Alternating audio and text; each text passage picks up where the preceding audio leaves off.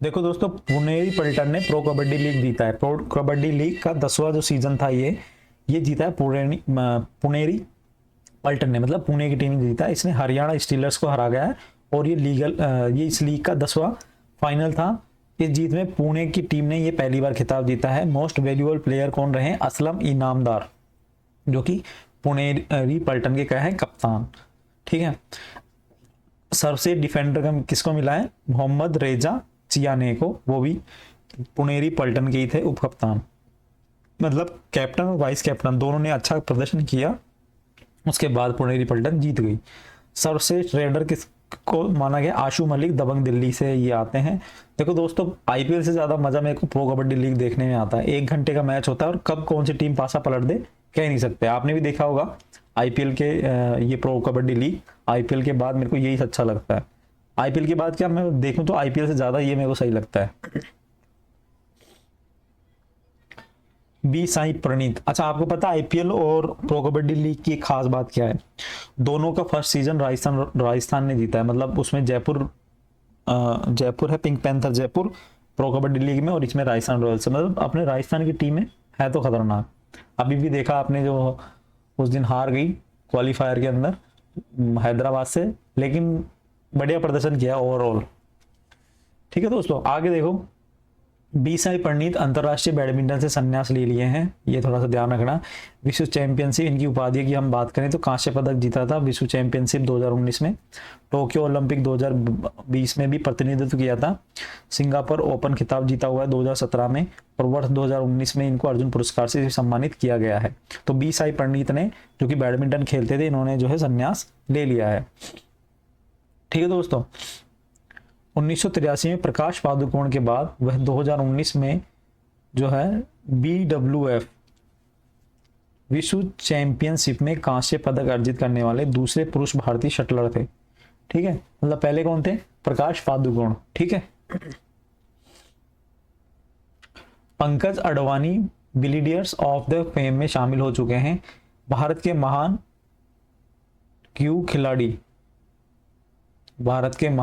पंकज अडवाणी चीन के शांगराओ सिटी में वर्ल्ड बिलियर्ड्स संग्रहालय में हॉल ऑफ फेम में शामिल हो चुके हैं। पंकज अडवाणी की जो है हॉल ऑफ फेम में शामिल हो चुके हैं। नवंबर 2023 में पंकज अडवाणी ने भारत के ही सौरव कोठारी को हराया था और 26वां अंतरराष्ट्रीय बिलियर्ड्स एवं स्नूकर महासंघ IBSF खिताब जीता था। वो होता ना, एक डंडा लेके गोल बॉलों के पीछे मारते रहते हैं, वो होता है ये, है ना, स्नूकर्स। ठीक है दोस्तों, तो ये थोड़ा सा ध्यान में रखना है आपको। भारत सरकार ने पंकज अडवाणी को पद्म भूषण 2018 में प्रदान किया है, पद्मश्री 2009 में प्रदान किया है, मेजर ध्यानचंद खेल रत्न 2006 में प्रदान किया है, और अर्जुन पुरस्कार 2004 में मिला है। मतलब इनको सारे अवार्ड मिले हुए हैं। पद्म भूषण भी मिला हुआ है, पद्मश्री भी मिला हुआ है, मेजर ध्यानचंद भी मिला हुआ है, और आपके अर्जुन पुरस्कार भी पंकज अडवाणी को मिला हुआ है। खेलो इंडिया के एथलीट सरकारी नौकरी के लिए पात्र होंगे, ये जो है घोषणा कर दी है सरकार ने कि खेलो इंडिया में जो एथलीट हैं वो सरकारी नौकरी के लिए उनको जो है रिजर्व कोटा रहेगा। तो खेल से संबंधित ये हमारा जो है करंट अफेयर था। अब हम देखते हैं पुरस्कार से संबंधित। खेल और पुरस्कार आज हम इसी क्लास में कंप्लीट करेंगे।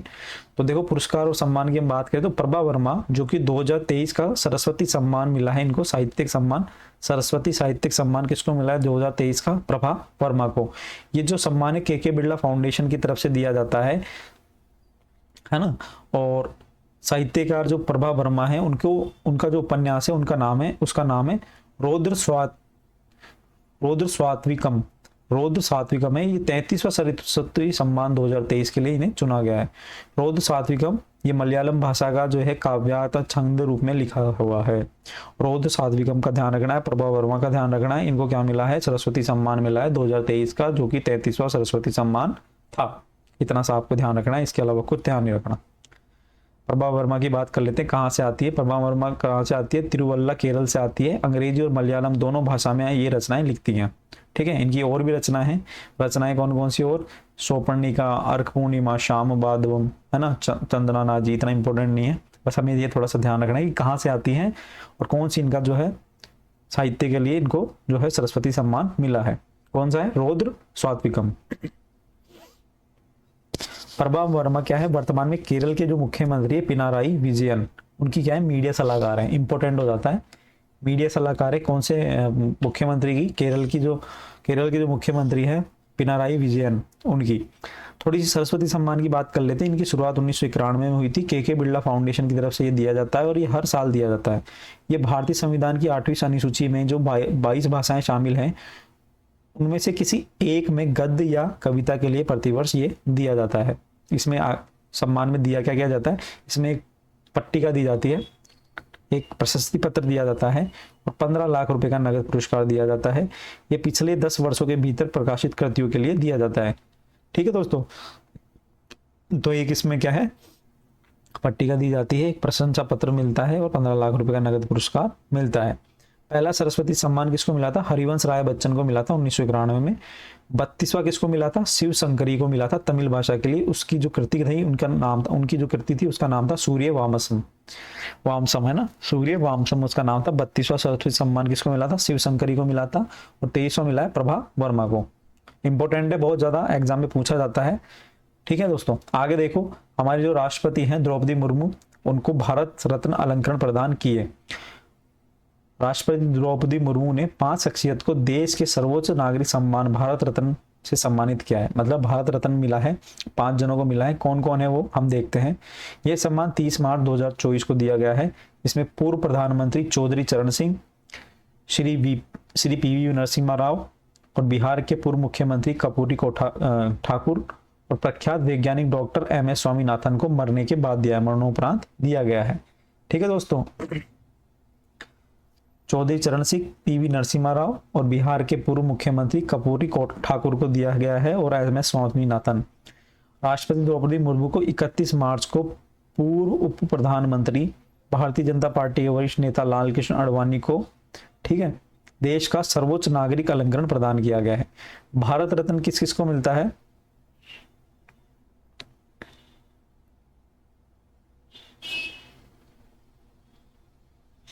तो 5 जने कौन कौन हो गए दोस्तों, ये देखो मैं बताऊं आपको। पहला है चौधरी चरण सिंह, दूसरे हैं PV नरसिम्हा राव, फिर है बिहार के मुख्यमंत्री कर्पूरी ठाकुर, फिर है स्वामीनाथन 4 और हो गए अपने लाल कृष्ण आडवाणी।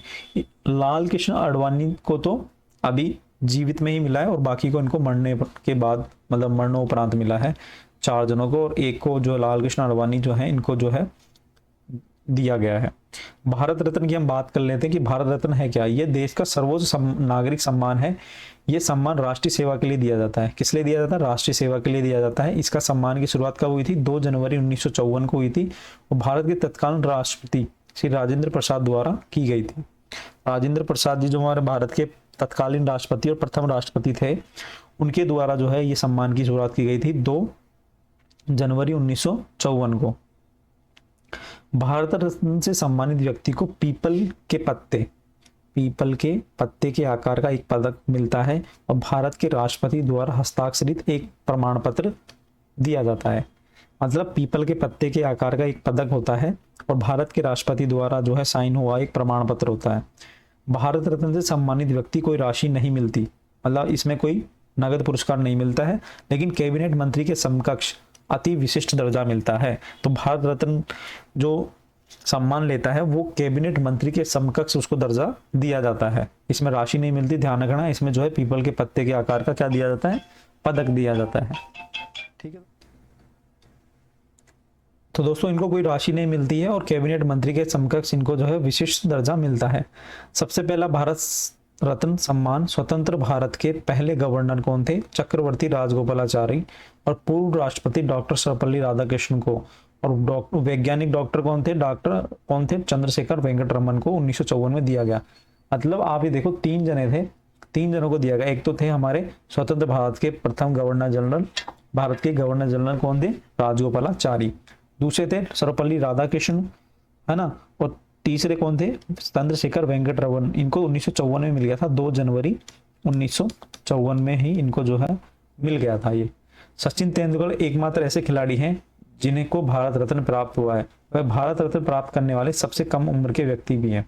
तो इंपॉर्टेंट है कि एकमात्र खिलाड़ी कौन है भारत रत्न प्राप्त करने वाले, सब है सचिन तेंदुलकर।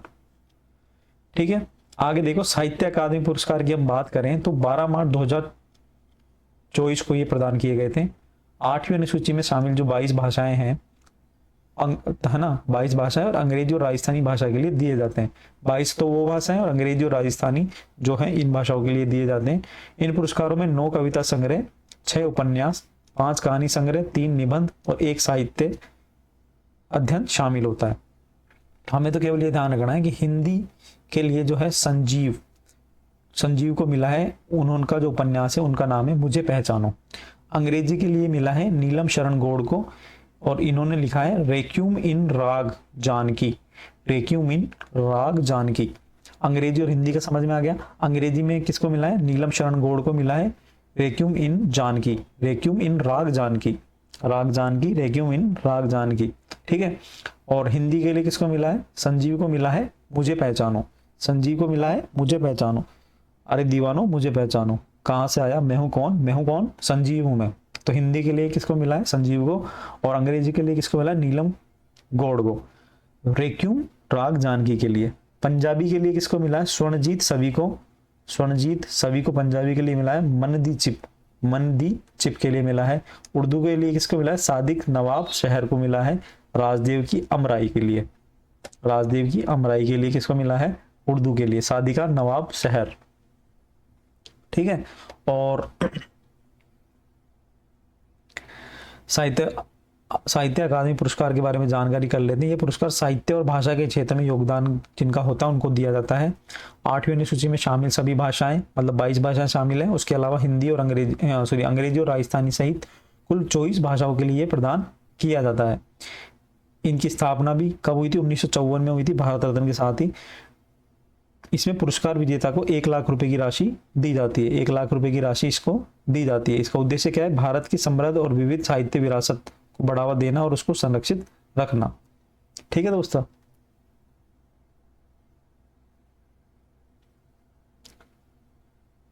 साहित्य अकादमी पुरस्कार ज्ञानपीठ पुरस्कार के बाद भारत सरकार द्वारा दिया जाने वाला दूसरा सबसे बड़ा साहित्यिक सम्मान है।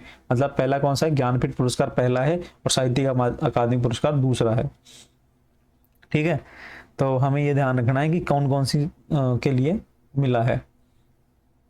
राजस्थान का एग्जाम दे रहे हैं तो राजस्थान का ध्यान रख लेना। गजय सिंह राजपुरोहित को राजस्थानी भाषा के लिए क्या मिला है? साहित्य का अकादमी पुरस्कार मिला है। अंग्रेजी में संजीव को, हिंदी में संजीव को मिला है। और मुझे पहचानो के लिए नीलम शरण गौड़ को मिला है अंग्रेजी में, अंग्रेजी के लिए, ठीक है। पंजाबी किसको मिला है? मनदी चिप स्वर्णजीत सवी को। और उर्दू का मिला है सादिका नवाब शहर को, ठीक है। आगे देखो 96वें ऑस्कर अकादमी पुरस्कार 2024 की हम बात करें तो इसकी घोषणा जो हुई थी 10 मार्च 2024 को हुई थी। अमेरिका के कैलिफोर्निया में स्थित जो है एलए, जिसे बोलते हैं Los Angeles, LA Los Angeles में इसकी घोषणा हुई थी। यह पुरस्कार समारोह 2023 में रिलीज हुई फिल्मों को सम्मानित किया गया। इसमें सर्वश्रेष्ठ फिल्म की हम बात करें तो अमेरिकी फिल्म है ओपनहाइमर, ठीक है, जो सेकेंड वर्ल्ड वॉर के संबंधित है, ठीक है। ओपनहाइमर को मिला है। बहुत अच्छी मूवी है, देखना आप लोग भी, अगर आपने नहीं देखी है तो जी सिनेमा पे उपलब्ध है। ये फिल्म भौतिक वैज्ञानिक और परमाणु बम के आविष्कार, भौतिक वैज्ञानिक और परमाणु बम के आविष्कार जे रॉबर्ट ओपनहाइमर की जीवनी पर आधारित है, ठीक है। बहुत मस्त मूवी है, देखना आप, बहुत सारी चीजें आपको सीखने को मिलेगी। बम बनाना नहीं, मतलब उनकी जीवनी से सीखने को मिलेगा कि यहाँ सोचो बम बनाना, ठीक है। ओपनहाइमर को सर्वाधिक 7 पुरस्कार मिले हैं। इस फिल्म में सर्वश्रेष्ठ फिल्म के अलावा सर्वश्रेष्ठ निर्देशक, सर्वश्रेष्ठ अभिनेता, है ना, किलियन मर्फी है इसमें जो अभिनेता है, सर्वश्रेष्ठ सहायक अभिनेता रॉबर्ट डाउनी जूनियर, और सर्वश्रेष्ठ सिनेमेटोग्राफी, सर्वश्रेष्ठ फिल्म संपादन, मतलब 7 पुरस्कार मिले आपको। तो ये ध्यान रखना है, 7 पुरस्कार मिले ओपनहाइमर को।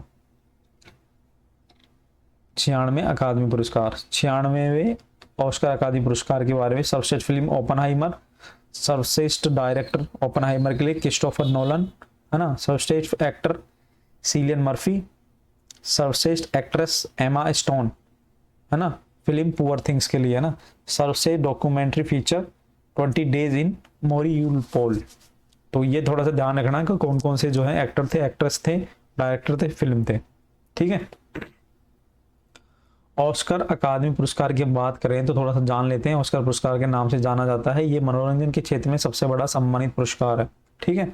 यह पुरस्कार American Academy of Motion Picture Arts Science के द्वारा दिया जाता है ऑस्कर पुरस्कार विजेता को गोल्डन स्टैचू की एक प्रति प्रदान की जाती है और इस गोल्डन स्टैचू का आधिकारिक तौर पर एकेडमिक ऑफ मेरिट कहा जाता है। ठीक है, भारत द्वारा जीते गए ऑस्कर कौन कौन से हैं, हम थोड़ा सा यहाँ पे देख लेते हैं। पूछा जा सकता है कि भारत द्वारा पहला ऑस्कर भानु अथैया 1982 में जीता था, उसके बाद सत्यजीत रे, फिर रेसुल पट्टकी, गुलजार, AR रहमान 2009 में जीता था। ठीक है, 2023 का ऑस्कर भी जीता है भारत ने, कहा है कार्तिकी गोजा विलियंस और गुनीत मोंगा ने। द एलिफेंट विस्पर 2023 में ये फिल्म आई थी और ये एक वो है, एक तरह से अपन बोलते हैं शॉर्ट फिल्म की तरह है, आप देखना बहुत अच्छी है, ये भी बहुत चीज़ें सीखने को मिलती है। और 2023 का जो RRR मूवी थी ना, RRR, ठीक है, उसमें जो गाना था NATO NATO NATO NATO NATO रे, तो उसमें भी जो 2023 का जो है ऑस्कर पुरस्कार मिला है। इसके अलावा हम बात करें प्रिट्जर आर्किटेक्ट पुरस्कार की, हम बात करें तो 2024 का प्रिट्जर आर्किटेक्ट पुरस्कार जो है जापानी वास्तुकार है रिकेन यामामोटो, जापानी का यामामोटो यामा की बाइक है ना, मोटो, ऐसे याद कर लो इसको, है ना, प्रिट्जर यामामोटो 2024 का यामामोटो प्रिट्जर को दिया गया है। ठीक है, यामामोटो नवीन आवास परियोजना और शैक्षणिक संस्थाओं के लिए जाने जाते हैं। ये वास्तुकला के क्षेत्र में सर्वोच्च अंतर्राष्ट्रीय पुरस्कार है, जिसे आर्किटेक्चर का नोबेल भी कहा जाता है। ठीक है, आर्किटेक्चर नोबेल किसे कहा जाता है, इसी अवार्ड को कहा जाता है। 2023 में डेविड चिपरफील्ड ने प्रिट्जर पुरस्कार जीता था। 2024 में किसने जीता है, रिकेन यामामोटो को। यह पुरस्कार 1979 की स्थापना के बाद से हर साल प्रदान किया जाता है। रिकेन यामामोटो जापान से 9वें पुरस्कार विजेता रहे हैं। पहला प्रिट्जर पुरस्कार की हम बात करें तो 1979 जब ये पुरस्कार शुरू हुआ था तो अमेरिका के एक आर्किटेक्ट थे फिलिप जॉनसन, उन्होंने ये जीता था। फिलिप जॉनसन, अमेरिका ने ये जीता था। और अभी किसने जीता है, रिकेन यामामोटो। ठीक है दोस्तों,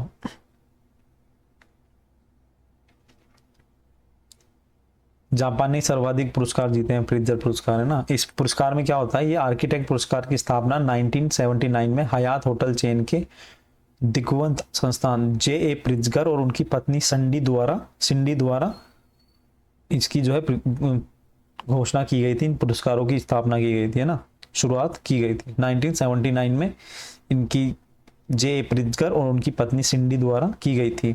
ये हयात होटल चेन है, उसके जो है संस्थापक रहे हैं। यह पुरस्कार प्रिट्जर परिवार द्वारा वित्त पोषित और हयात फाउंडेशन द्वारा प्रायोजित है। पुरस्कार के साथ जो है $1,00,000 की राशि और एक प्रशस्ति पत्र और एक कांस्य पदक दिया जाता है। $1,00,000 की राशि दी जाती है। यह पुरस्कार जीतने वाले देश एकमात्र भारतीय दिग्वंत, भारत में किसने जीता है, बालकृष्ण दोषी ने 2018 में।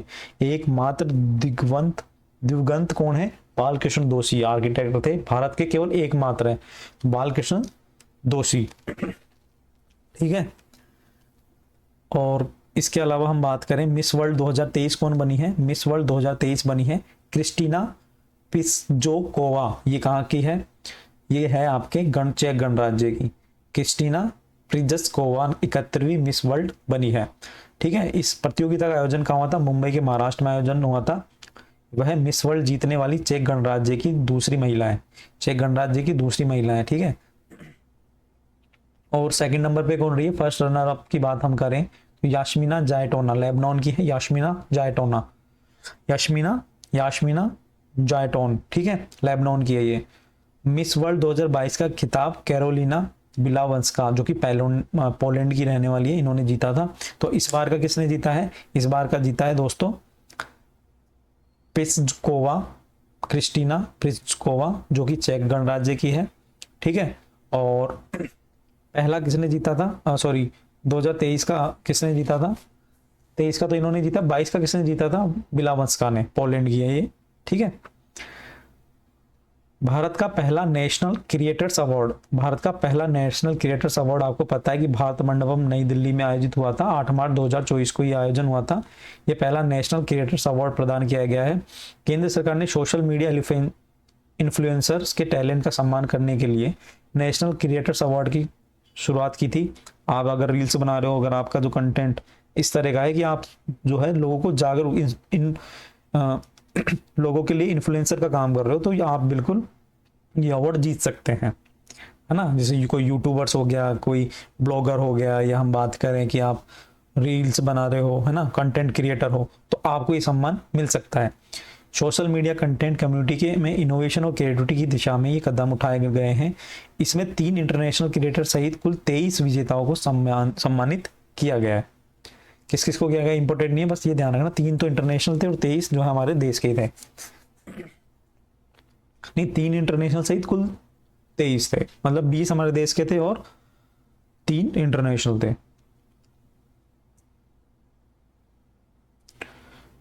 टाइगर वुड्स ने बॉब जोन्स पुरस्कार जीता है, ये थोड़ा सा हमें ध्यान रखना, ज्यादा इंपॉर्टेंट नहीं है, बस ये ध्यान रखना कि टाइगर वुड्स ने कौन सा पुरस्कार जीता है, बॉब जोन्स। ये इंपॉर्टेंट हो जाता है। भारत खसरा और रूबेला चैंपियनशिप पुरस्कार से सम्मानित किया गया है। 6 मार्च को वॉशिंगटन डीसी अमेरिका में रेड क्रॉस मुख्यालय में प्रतिष्ठित खसरा और रूबेला चैंपियन पुरस्कार से सम्मानित किया गया है। भारत को खसरा और रूबेला चैंपियन पुरस्कार दिया गया है। यह पुरस्कार खसरा और रूबेला रोग की रोकथाम के लिए जो प्रयास किए हैं भारत द्वारा, उसके लिए दिया गया है। पिछले 12 महीनों में 50 जिलों में लगातार खसरे का कोई सामने मामला नहीं आया है। कोई भी मामला सामने नहीं आया है पिछले 12 महीने, मतलब 1 साल के अंदर 50 जिलों का सर्वे किया गया, उसमें एक भी जो है मामला सामने नहीं आया खसरा का और रूबेला का, है ना। खसरे का और रूबेले का 226 जिलों में कोई मामला सामने नहीं आया, तो मतलब भारत ने जो है अथाह और अच्छे प्रयास किए हैं। ठीक है दोस्तों, खसरा रूबेला की हम बात करें तो खसरा रूबेला का टीकाकरण रोकथाम योग्य बीमारी है ना। खसरा रूबेला का जो टीकाकरण है वो रोकथाम है, मतलब खसरा और रूबेला को रोका जा सकता है टीकाकरण के माध्यम से। इन बीमारियों की बात कर लेते हैं। रूबेला वायरस क्या होता है, इससे एक प्रकार का क्या संक्रमण है। ये शिशु और बच्चों में हल्के बुखार और बुखार आ जाता है हल्का हल्का, और थोड़ा क्या दाने निकल आते हैं, है ना। और जिन गर्भवती महिलाओं को रूबेला होता है उनमें जन्म दोष वाले विकृत बच्चे पैदा होने की संभावना बढ़ जाती है। मतलब गर्भवती महिलाओं को अगर ये रूबेला वायरस हो जाता है तो उनकी जो संतान है वो विकृत पैदा होती है, उनकी संभावना बढ़ जाती है। जबकि खसरे मिसल्स की हम बात करें तो ये खसरा एक अत्यधिक संक्रामक वायरल रोग है। सुरक्षित और प्रभावी वैक्सीन की उपलब्धता के बावजूद यह विश्व स्तर पर छोटे बच्चों की मृत्यु का एक कारण बनता है। तो छोटे बच्चों के अंदर ये जो है खसरा पहुंचता है। आपको पता है कि मिशन इंद्रधनुष द्वारा 7 बीमारियों का टीका दिया जा रहा था, जिसमें से ये खसरा उसमें शामिल थी। ठीक है, मिशन इंद्रधनुष 2.0 एक अपना चैनल है गवर्नमेंट गुरु 2.0 उस तरह से। अच्छा, मिशन इंद्रधनुष एक और है, वो किससे संबंधित है आप मेरे को कमेंट बॉक्स में बताना। ये 2.0 था मिशन इंद्रधनुष टीकाकरण के लिए। इससे पहले भी एक, इसके अलावा भी एक मिशन इंद्रधनुष भारत सरकार ने चलाया था, तो वो किसके लिए था आप मेरे को कमेंट बॉक्स में जरूर बताना। देखता हूँ किसी की अच्छी तैयारी है। सुनील भारती मित्तल को यूनाइटेड किंगडम के राजा चार्ल्स तृतीय द्वारा क्या दिया गया है, नाइटहुड का सम्मान दिया गया है। नाइटहुड सुनील भारती मित्तल को नाइटहुड दिया गया है यूके द्वारा। ठीक है, चार्ल्स तृतीय द्वारा। मानद नाइटहुड ब्रिटिश संप्रभु द्वारा नागरिकों को दिए जाने वाला सबसे बड़ा सम्मान है।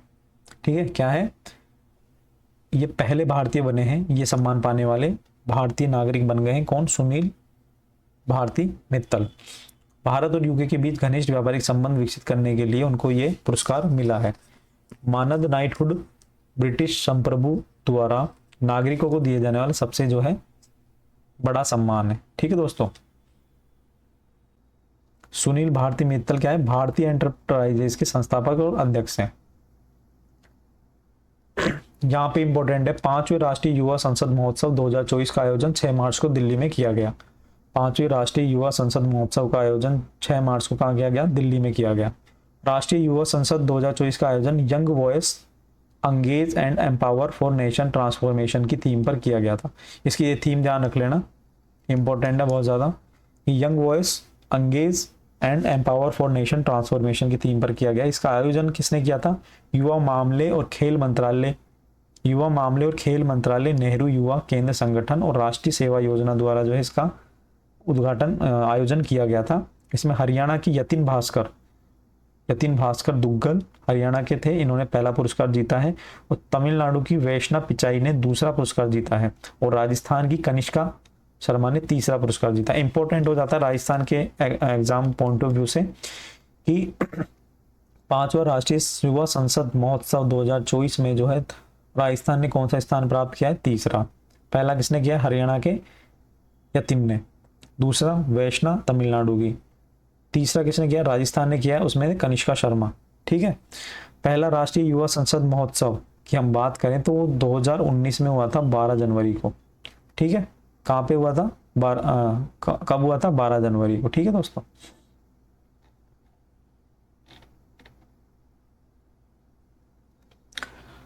अमिताभ घोष इरासमस पुरस्कार 2024, इसके जो लेखक है अमिताभ घोष को प्रतिष्ठित पुरस्कार इरासमस पुरस्कार 2024 से सम्मानित किया गया। उन्होंने अपनी जो रचना है उसके माध्यम से जलवायु परिवर्तन के वैश्विक संगठन को सामने लाने के लिए अकल्पनीय की कल्पना थीम पर योगदान के लिए पुरस्कार दिया गया है। अमिताभ घोष की अन्य कृतियां हैं, उसमें से the Shadow Lines, the Hungry Tide और द इप्स्ट्रोलॉजी जैसे उपन्यास का शामिल है। अमिताभ घोष को 2018 में भी ज्ञानपीठ पुरस्कार भी दिया गया है। इरासमस पुरस्कार की हम बात करें तो ये क्या है? अमिताभ घोष कहाँ के हैं? बंगाल के हैं, कोलकाता के हैं मतलब, है ना। इरासमस पुरस्कार की हम बात करें तो ये नीदरलैंड के इरासमसियन फाउंडेशन द्वारा दिया जाता है। और ये उन व्यक्तियों और संस्थाओं के लिए एक विशिष्ट पुरस्कार है जिन्होंने यूरोप और उसके बाहर संस्कृति और विविधता में असाधारण योगदान दिया है। पुरस्कार में 1.5 लाख यूरो की राशि और अलंकरण शामिल होता है। इसकी शुरुआत 1958 में हुई थी। यह पुरस्कार प्रतिवर्ष दिया जाता है। इरासमस पुरस्कार अभी किसको मिला? अमिताभ घोष को मिला है। ठीक है दोस्तों। अकल्पनीय की कल्पना के लिए अमिताभ घोष को 2024 का पुरस्कार मिला है। 2018 में भी ज्ञानपीठ पुरस्कार मिला था अमिताभ घोष को। मिशेल टेलग्रांड ने 2024 का एबल पुरस्कार जीता है। एबल पुरस्कार क्या होता है? Norwegian academy of science and letters द्वारा प्रदान किए जाते हैं। पुरस्कार में गणित में लाइफ टाइम उपलब्धि इसको मान्यता देते हैं। मतलब गणित के अंदर अगर आपने गणित का नोबेल पुरस्कार कहा जाता है एबल पुरस्कार को, ये ध्यान रखना। तो ये किसको मिला है? ये मिला है मिशेल टेलग्रांड को। ठीक है। मिशेल टेलग्रांड को ये पुरस्कार दिया गया है।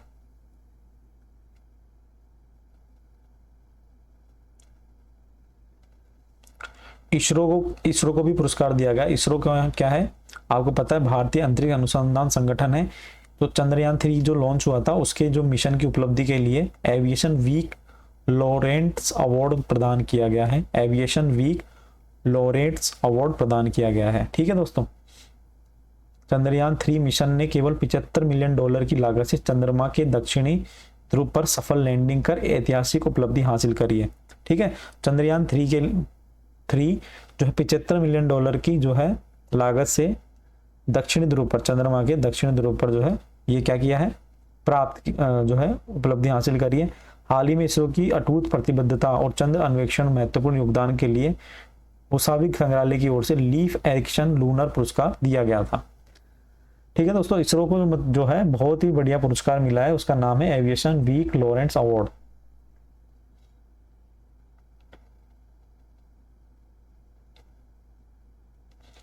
पहला वैश्विक असमानता अनुसंधान पुरस्कार बीना अग्रवाल और जेम्स बॉयस को दिया गया है। वैश्विक असमानता के लिए जो पुरस्कार है वो दिया गया है, किसको दिया गया है? वो दिया है बीना अग्रवाल और जेम्स बॉयस को। संगीत कलानिधि पुरस्कार की हम बात करें तो संगीत कलानिधि पुरस्कार 2023 का किसको मिला है? कर्नाटक के गायक हैं थोडुर मदाबुसी कृष्णा को दिया गया है संगीत कलानिधि पुरस्कार। संगीत कलानिधि पुरस्कार किसको मिला है? थोडुर मदाबुसी को। टीएम कृष्णा को रोमन मैग्से पुरस्कार 2016 और राष्ट्रीय एकता के लिए इंदिरा गांधी पुरस्कार से भी सम्मानित किया जा चुका है। ठीक है। तो जो कृष्णा जी हैं इनको संगीत कलानिधि पुरस्कार मिला है। इनको जो है 2024 का तो संगीत कलानिधि पुरस्कार मिल ही गया, इसके अलावा भी इनको जो है रेमन मैग्से से पुरस्कार 2016 भी मिला हुआ है और इंदिरा गांधी पुरस्कार से भी सम्मानित किया गया है। कर्नाटक संगीत के क्षेत्र में दिया जाने वाला सर्वोच्च सम्मान कौन सा है? संगीत कलानिधि पुरस्कार। यह मद्रास संगीत अकादमी द्वारा दिया जाता है। इसके अलावा कुछ छोटे मोटे पुरस्कार हैं, उसका भी हम ध्यान में रखते हैं कि संगीतज्ञ पुरस्कार किसको मिला है, मार्गरेट बास्टिन। नीना प्रसाद को कौन सा मिला, नृत्य कलानिधि पुरस्कार, ये इंपॉर्टेंट है। नृत्य कलानिधि पुरस्कार डॉक्टर नीना प्रसाद को मिला है, ठीक है दोस्तों। और संगीत कला आचार्य पुरस्कार मृदंगम वादक परसाना रवि को मिला है, और गायिका के लिए गीता राजा को मिला है। तो इतना इंपॉर्टेंट नहीं, इंपॉर्टेंट वही है जो मैंने आपको कराए हैं। तो दोस्तों खेल और पुरस्कार से संबंधित जो करंट अफेयर हमारा हो चुका है, इसके बाद हम जो देखेंगे वो देखेंगे हम चर्चित व्यक्ति और चर्चित स्थल। उसके बाद हमारा मार्च का करंट अफेयर पूरा हो जाएगा, वो हम जो है नेक्स्ट क्लास में देखेंगे। अभी के लिए इतना ही दोस्तों, मिलते हैं नेक्स्ट वीडियो में। जिन्होंने भी चैनल को सब्सक्राइब नहीं किया है, चैनल को प्लीज सब्सक्राइब कर लेना, वीडियो को लाइक करके दोस्तों के साथ शेयर कर देना। ये करंट अफेयर आपके सभी एग्जामों में काम आने वाला है, 2024 में जितनी भी एग्जाम होने वाली है। और करंट अफेयर आपको पता है कि अगर सिलेक्शन लेना है तो करंट अफेयर अपन को पढ़ना ही पड़ेगा, उसका कोई दूसरा रास्ता नहीं है। तो सीरियस होके स्टूडेंट अगर अपने नौकरी के लिए प्रतिबद्ध हैं तो आप जो है इस सीरीज को भी प्रतिबद्ध रूप से देखें, और आपका जो सिलेक्शन श्योर होगा। डेली 1 घंटा देखना, करना क्या है, ठीक है। 6 दिन में मार्च से करंट अफेयर कंप्लीट हो रहा है, 6 दिन में अप्रैल का हो जाएगा। तो डेली देखे, रिवीजन करें तो मजा आएगा आपको, पढ़ने में भी सिलेक्शन भी होगा, ठीक है दोस्तों। इतना डिटेल में पूरे यूट्यूब पे आपको कहीं मिलेगा और नहीं, ये इस बात की गारंटी है। जितना मैं 6 सीरीज करा, जैसे मैंने मार्च की 6 क्लासें ली, तो 6 क्लास में ना दोस्त जो और यूट्यूबर्स हैं ना, वो जो है टीचर्स हैं, और जो टीचर्स हैं वो पूरे 6 क्लास के अंदर जो है आधे साल का करंट अफेयर करा देते हैं, 6 महीने का करंट अफेयर करा देते हैं, जबकि मैंने 6 क्लास में जो है 1 महीने का करंट अफेयर आपको लिया है। तो डिटेल में पढ़ रहे हैं, कहीं से भी क्वेश्चन आ जाए अपना गलत नहीं होगा, इस बात की तो गारंटी है, ठीक है दोस्तों। तो चलो मिलते हैं नेक्स्ट वीडियो में, अभी के लिए इतना ही, धन्यवाद।